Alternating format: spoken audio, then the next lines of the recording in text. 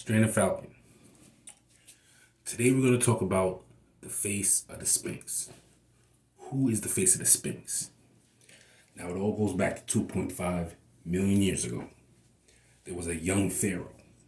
His name was Horus, right? He was the son of Osiris and Isis, right? He had an older brother named Horus Elder. They looked exactly the same, but they had different parents. I'm not going to get into why they look the same, but they were different because Horus the Younger is half reptilian and Isis is full-blood reptilian. And Osiris is half Olmec and half reptilian. We're not going to get into that, but you got Horus the Younger and Horus the Elder. Now, Horus the Elder was on the throne. He ruled the universe, right? His job was to set up colonies, mining colonies to mine crystals and stones and gold. Talking amethyst, tourmaline, jasper, gold, diamonds, rubies, whatever. So he would set up colonies and get people to mine it. Not people or aliens or whatever. Whatever he did out in the universe. Right? Now, he left Horus the Younger, he was about 13 years old. The face of the Sphinx is a 13-year-old kid, right? So Horus was left in charge, right, on planet Earth. So it was Horus, Isis, and all her children. Horus had sisters with different fathers. They had different fathers. So how is a 13-year-old kid gonna get the product out of the ground and send it through a Stargate? We'll get into what a Stargate is in another video, but in short, a Stargate is a portal that when you go through it, it gets put you anywhere in the universe. Thousands of light years away, millions of light years away, and you don't age or nothing. You get there instantly, but if you come back through the gate, the amount of time it would take to get to that star system, that's the amount of time that went by on where the Stargate is, like on Earth. So that's what I'll get more to a Stargate in another video. So Horus the Younger, his job was to get the product out of the ground, send it through the Stargate, where it's needed throughout the universe for healing, right? But what does a 13-year-old kid think about? Having fun. So he told Isis, listen, let's make a copy of us in our image. And they'll work for us, and we'll teach them, and they'll ascend, and they could go out to the universe and do what we do, because it's a big universe, a big galaxy. There's only a couple of us. So he's like, we're going to make copies of ourselves, train them while they mine. They'll mine like a couple days, then we'll train them. And when they're ready, we'll give them ships and send them out to the universe to colonize and do exactly what the Elohim do. And we'll just chill. So how do they make humans? Like I said, Isis is the shape-shifting reptilian, a pure-blood reptilian. So he would have her shape-shift into whatever he wanted.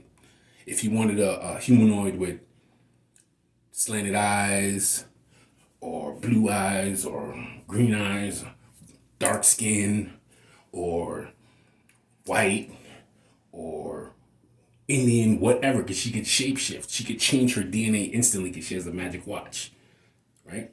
So he'd have her shapeshift into whatever he wanted, take her embryo, take the egg out of her, so her DNA was changed, using the supercomputer of the moon. The moon is a supercomputer. Everything was made on the moon. And then he would put his sister's DNA, her DNA, his DNA, and whatever kind of other DNA he could find. Seraphim DNA. That's why people have all these special powers. Whatever, even animal DNA, whatever he could put, they were making spiritual predators, right? So he would take the embryo out, tweak it, put the embryo back in, have her carry it to term, and then they were made in pairs. So all the different races of the planet were made in pairs. There were multiple Adam and Eves. There were white Adam and Eves, Jewish Adam and Eves, Asian Adam and Eves, Black Adam and Eves, whatever, Indian Adam and Eves, whatever race. That's how the human race was created. Now, Horus the Younger was told that he needed the product immediately. right? So it took some time for you to, Isis had to raise the kids, and then he had to train them and stuff like that. And he wasn't really good at it because the Elohim weren't around really. They were out working with Horus. And what does a 13-year-old kid think about? Playing. So they made dinosaurs. That's why you get those weird looking dinosaurs. You ever seen Tyrannosaurus Rex? It's not even practical to have short arms and big legs. It's a kid. The kid made it all on the moon in a laboratory with an advanced artificial intelligence. Osiris's moon. Now, where am I going? So they made the humans, and it took some time to train them and stuff like that. They couldn't really mind. So Horus the Younger came up with a bright idea. Like, listen, let me make copies of myself and make them older, right? And I'll copy the watch, my magic watch, give it to them, and they can just levitate the stone out of the ground, the minerals out of the ground, break it up, send it through the gate. We'll have the work done quick. Let's make 200 of them. So he made copies, and he made them older. They have his body, but not his soul. He gave them their own soul, right? So everything was good. Horus, his sisters, and Isis was living in a paradise on the planet. There was dinosaurs below. They lived in big, huge trees, villages and trees. So the dinosaurs below, and they lived in trees and stuff like that. Everything was great. And the 200 copies of him, they started to get jealous, and they started to lust for the human women, right? So they came up with a plan, because they were like, yo, how comes Horus he's chilling, he's living like a king, he doesn't do anything, we got to be out here working, charting the universe. They weren't really working in the universe right away. They were just mining the solar system. They had to work. It wasn't really hard work if they had magic watches, but they took it for granted. They were like, yo, he gets to just hang out with the beautiful humans and Isis and his sisters because they're all hot. He just kick it, watch the dinosaurs hunt each other, and we got to be out here doing this. So they came up with a plan. And then they joined Set, which is Horus's rival. That's who killed Osiris. So they came up with a plan, because the young pharaoh was so young and naive, he wouldn't even listen to his mother. He took her for granted. He's like, oh, I'm pharaoh, I can do whatever I want. She told him, don't make copies of yourself. But he charmed her, and he was like, yo, you gotta do what I do. You gotta do what I say, because I'm on the throne. So she reluctantly helped him make copies of himself. Well, not helped him, but allowed him to use the artificial AI of the moon to make copies of himself.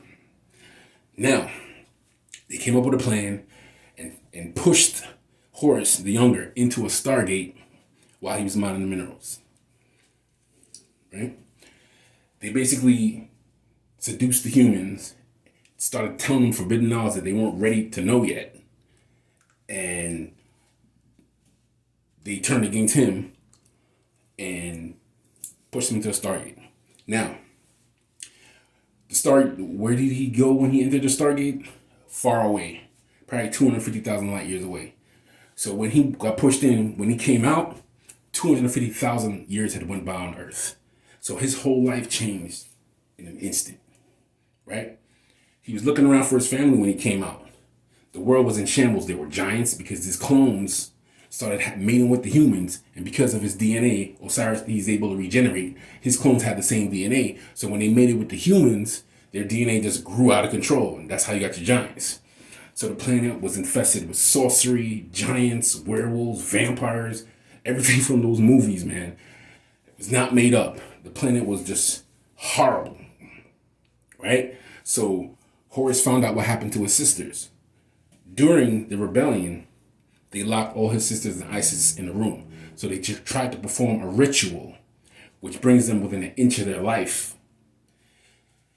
They're not really dead, but close to death. So they could go into the underworld. The spirits could go into the underworld and they could ask Osiris for help because there's trouble on planet Earth. The humans rebelled. The clones went crazy. The clones rebelled. They joined Set. But in their haste, the ritual was performed incorrectly. They said the wrong words, or they missed the word, because they saw some of their friends get killed by the humans and their clones. So they were frantic. You know how women are. So they ended up getting stuck in between realms and their bodies died. So Horus the Younger found out that's what happened. He went crazy. He started killing humans. Everything just because the clones sent humans at him. He started killing them. He went over to Giza, started hitting the pyramids with lightning. He destroyed the Black Pyramid. He just went that to this day. There's burn marks all over Giza on the pyramids. Charred everything from lightning that he brought down and destroyed it because he was mad. Now, pause. During the 250,000 years he was in the Stargate, Horus heard the cries from space or heaven, whatever you call it, from the humans about the giants eating them, witchcraft, all that, werewolves and all that shit, because they were bringing in entities from other realms and demons from other realms and controlling them with their watches. So Horus and Spider, his companion, came down from their ship from what they were doing and cleared the whole threat on some predator shit. Like they got magic watches that can make them invisible, and they killed everything. The werewolves, the warlocks, they killed everything, cleared the whole planet. Everything that was disturbing the Dark Ages, they took care of it, right? Now, Horus had to go back into outer space. So he went back to work. Spider stayed behind to wait for Horus the Younger to emerge from the Stargate. She was the one that smashed the nose of the statue because she got pissed off when she heard what happened to Isis, because Isis was beloved and all the sisters was beloved. So she went crazy and said Horus was irresponsible, and she smashed the stone. She smashed the face of the Sphinx. That's why it's broken. So she waited for Horus to get back out. So when Horus came back out, found out what happened, he went ham. And then after all the destruction, he found Spider and the angels, other reptilians, and they came up with a plan. Let's build Stonehenge, because he still had his magic watch. Let's build Stonehenge, try to get a portal, make a portal to take their souls out of where it's stuck. Right? It didn't work because there's some rules once the universe is created, you just can't break them. So Horus is desperate. 13-year-old kid, lost his whole family in a couple of hours. So he called up Satan. Y'all say it's Satan, but it's Satan, which is a demon from another universe who has power with the underworld. So he said that he would do anything to get his family back. So Satan negotiated a deal with the underworld, and Horus had to live 6 lifetimes. Horus and Spider had to live 6 lifetimes of physical war with his clones, misled humans, and Set. After each lifetime, they had to sacrifice themselves. So they were here 6 times, right? And after each time, they sacrificed themselves, and that was it.